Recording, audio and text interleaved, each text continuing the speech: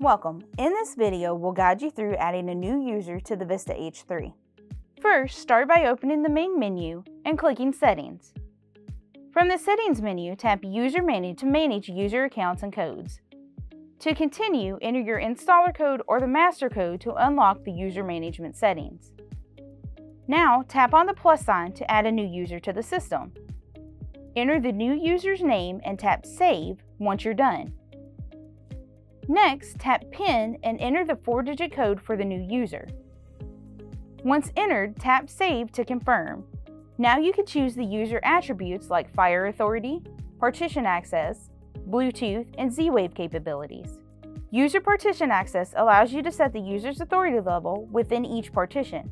You can customize the authority for each partition as needed. Once all the settings are configured, click Add to officially add the new user to the system. You can add more users by typing the plus sign or simply tap the back button to exit the user management screen.